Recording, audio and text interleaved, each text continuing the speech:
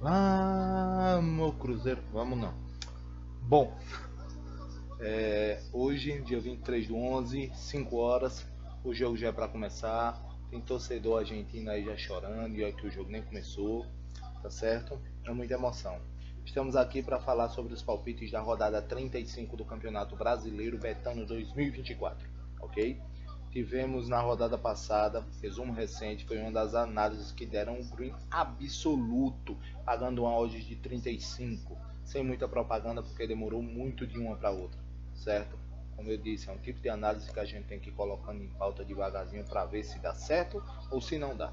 Ontem, rodada passada, deu, ok? Então a gente vai para essa rodada novamente com um resumo recente, começando com o jogo de Atlético Goianiense e Palmeiras. Para isso é um fora, certo? Palmeiras vencendo. Botafogo e Vitória dá um empate. A fase do Vitória é muito boa, enquanto o Botafogo vem tropeçando em suas próprias pernas. O Juventude e Cuiabá vem um empate. Todos os times estão uma draga só, ok? São Paulo e Atlético Mineiro, empate pelo mesmo motivo de Juventude e Cuiabá. Os dois vêm numa draga, tanto o Atlético Mineiro quanto o São Paulo. Bahia e Atlético Paranaense, nesse eu venho dupla fora. O Atlético Paranaense é um pouco menos pior do que o Bahia, certo? Principalmente nos últimos 5 jogos, onde o Bahia conseguiu apenas um ponto e o Atlético Paranaense conseguiu 9. Nos últimos 5 confrontos entre eles, o Bahia ganhou apenas 4 pontos e o Atlético Paranaense fez 10. A única coisa que o Bahia sai melhor do que o Atlético Paranaense é que o Bahia, jogando em casa, tem 6 pontos. Veja só, 6 pontos de 15 disputados. Enquanto o Atlético Paranaense, jogando fora, não marcou nenhum ponto. É a única coisa. Então, mesmo assim, eu coloco um dupla fora, que nessa brincadeira aí fica um 2-1. Porque os jogos do Bahia, quando são na Bahia contra o Atlético Paranaense, para cada lado são 2 vitórias e um empate. Certo? O próximo jogo vem a ser Corinthians e Vasco. A fase do Corinthians hoje é melhor do que a fase do Vasco, certo? Colocando aí um casa seco. O Corinthians vem de 4 vitórias nos últimos.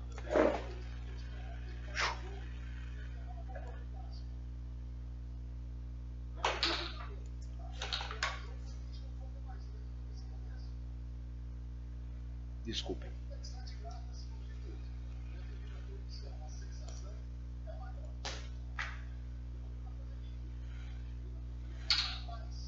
Desculpem. Sim, voltando. O Corinthians tem 12 pontos nos últimos 5 jogos. Afinal, o único jogo que teve a derrota é do danadinho que está tendo a final agora. Safado. O Vasco teve apenas 6 pontos, até perdendo na última quinta-feira, que jogou contra o Internacional. Corinthians jogando em casa tem 10 pontos, Vasco jogando fora tem apenas 4. Corinthians jogando contra o Vasco tem 10 pontos, enquanto o Vasco tem apenas 4. Corinthians jogando em casa tem 11 pontos, enquanto o Vasco jogando fora tem apenas 1. O Corinthians jogando contra o Vasco em Itaquera tem 4 vitórias e um empate. Então, assim sendo, casa seco do Corinthians, tá certo?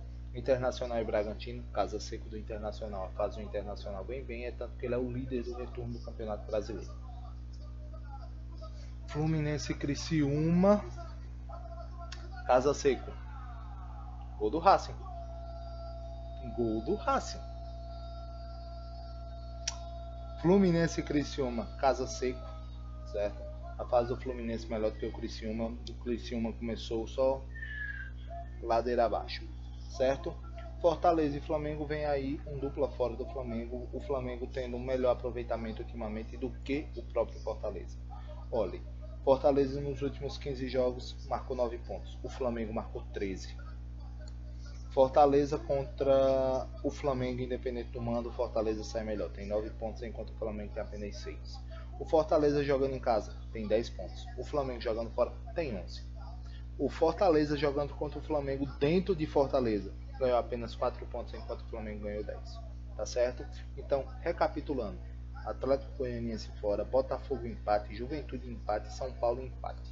Bahia Atlético Paranaense dupla fora, Corinthians e Vasco casa.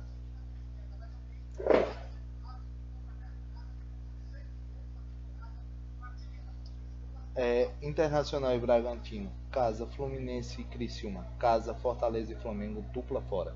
Temos alguns palpites iguais com a análise geral, mas temos muito diferente, certo? Principalmente essa tripla de empates que temos ali no meio é muito difícil, Botafogo e Vitória, é muito difícil Juventude e Cuiabá e é muito difícil São Paulo e Atlético Mineiro. Por quê? Porque os pensamentos ali é diferente. Botafogo vai vir com o time todo, vai vir completinho, porque o Botafogo tem duas decisões nessa semana que entra. Tanto pega o Palmeiras, quanto pega o Atlético Mineiro pela final da Libertadores. Como pega o Palmeiras? Eu duvido muito que o Botafogo, perdendo essa liderança para o Palmeiras, ele consiga correr atrás. Juventude e Cuiabá é uma briga ali embaixo para não cair. Principalmente o Juventude. O Cuiabá não. O Cuiabá eu acho que ele já foi mais. O Cuiabá vai tentar fazer alguma coisinha ali para perigar. São Paulo e Atlético Mineiro. A fase do Atlético Mineiro é ruim, é péssima. Ele não tem nada seguro até agora. Perdeu a final para o Flamengo, tem uma final contra o Botafogo. E o jogo não deu muito certo, porque se eu não me engano o Botafogo foi com time misto e o Atlético Mineiro não. E mesmo assim não conseguiu a vitória. Então é bastante complicado esse jogo também de dar um empate. E o São Paulo não briga mais porque ele já está na Libertadores por pontuação. Então já ativou o modo férias ali,